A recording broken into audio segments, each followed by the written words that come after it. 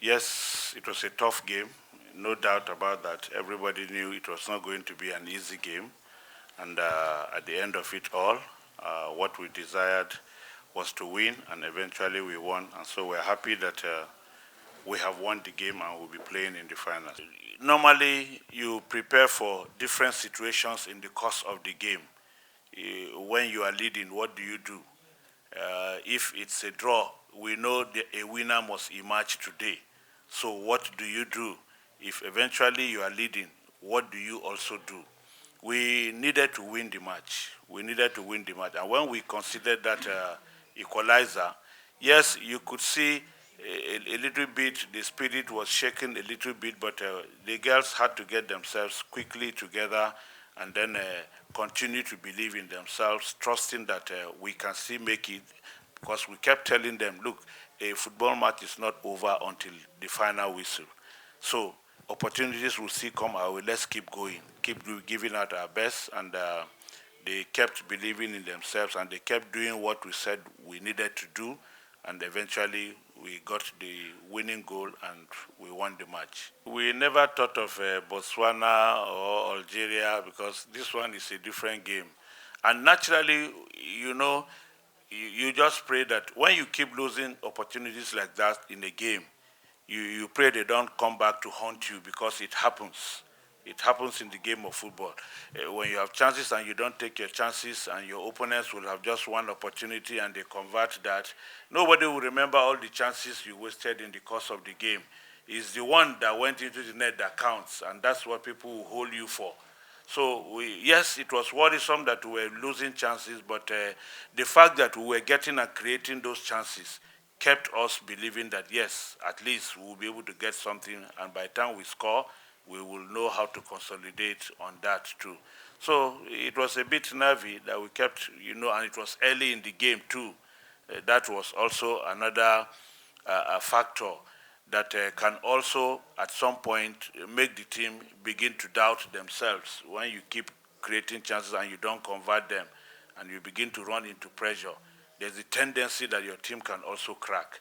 But they kept going, kept believing in themselves, and eventually it worked out well for us. At personal level, each time you are given an assignment of this magnitude, you want to do your best to ensure that you don't fail in the assignment, because the coaching job is you are hired and fired based on your results. You don't do well, nobody cares. The next thing is you are gone. Even when you do well, you have no guarantees that you can still be there. But for me personally, my own fulfillment is just try to do the best that I can, and then make people happy, win matches, and that's all. I don't think about what will happen tomorrow. I'm more interested in getting myself fulfilled that yes, I have done something, I have contributed something. That is the most important thing for me. Whatever happens tomorrow, it's God that decides what happens to anybody. But for me, we do well, and I'm satisfied that yes, I have contributed something. I'm fulfilled. Every game is different, but the fact that it's a semi-final game, and then looking at the opposition with all the rivalry involved, it also generated more pressure on everybody, because you must try as much as possible to ensure that you make your country proud, you win the game. One, it's a semi-final game. There's a rivalry involved in it, and the fact that you also want to win the trophy, and you can't win the trophy without crossing the semi-final to play in the finals. So these were all factors that we had to take note of, and we tried to encourage the girls, encourage them, make them believe more in themselves. And like I keep saying, they are very focused. They know the purpose for which we are here. They know why we are here. They are not allowing anything to distract them. They are getting focused. They are remaining focused, and you can see it's also telling in the way they perform on the field of play. Even when things don't go their way, they have a way of just getting themselves together and encouraging each other, motivating each other, and churning out results that we desire. Games like this, like we know, they are very difficult games, and we knew what was at stake, and we knew how the game was also going to end, because everybody needed to bring in her best to ensure that we get a win out of it. And when you set out to achieve something and eventually you succeed in getting that thing, there are emotions, emotional feelings, and everybody is happy that yes, what we set out to do, we have done it. Considering where we're coming from and looking at where South Africa was also coming from. So it really meant a lot to the girls, and most of the celebration you see were more of a celebratory mood of having been satisfied with the result of the game and where we have found ourselves. And it's quite unfortunate that in the course of the game, Gabriela also had an injury. That was also very emotional. You can see even when she was being taken out, even from our own bench, all of us were really expressing our concern over her situation, and we continue to pray that she recovers fully, she gets better, and continue with her career. Because nobody will be happy that you see a player. It could be your own player tomorrow. So if it happens, what do you do? They are all our players. They are all African players. They are all our players. So we must show concern over what happened to her, and we extend our felicitations and we pray that she recovers and gets better quickly. Well, I don't know how that I will say whether it impacted positively or negatively, but yes, sometimes when things like that happen, for a while, it could have an effect on the players, especially with what they see, the extent of the injury they saw. But then they will need to get over it as quickly as possible because they still have a job to do. It is after the job that they can now begin to ask questions. What's happening? How is this person? How is this person? So I think it didn't really affect the outcome of the game because they are all professional players. I wouldn't say they were overwhelmed. If they were overwhelmed, they couldn't have kept going.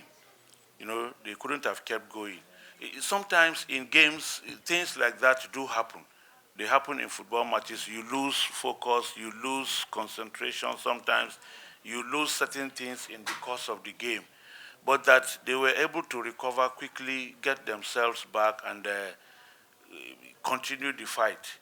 I think we need to also give them some credit for that because, like I said, yes, there were nervy moments in the course of the game. There were nervy moments, and we didn't do certain things well, and we lost control of the game at some point. But you need to grind out results, irrespective of how you get them sometimes. The most important thing is winning, which we also got. So we'll go back, do a review of everything that happened in the game that will help us to prepare more in the final game. You saw those chances that we missed early in the game. If we had converted those chances, the nature of the match would have been totally different. The nature of the match would have been different. But that you kept losing opportunities like that, and you know they can come back to haunt you later, especially when the opposition starts imposing themselves and then making more impact. Certainly, it will unsettle you if you have no proper mental attitude and good mental preparation. So I think the girls should be appreciated for handling the situation the way they did. And normally, when your team loses control of a game, you get more worried because anything can happen. In those circumstances, we're both frustrated, angry, because we were not doing certain things the way we were supposed to have done them.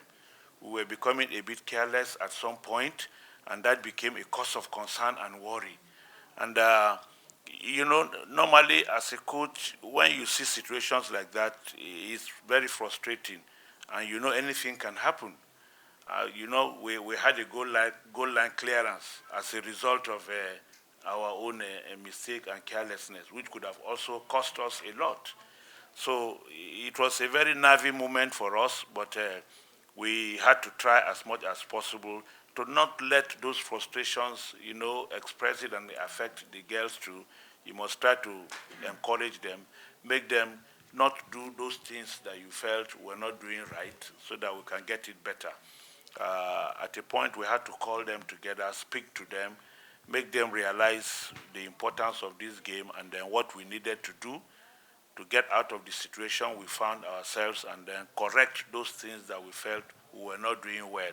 And after a while, they were able to get themselves back, and we became more organized and had at least imposed ourselves to some point in the game.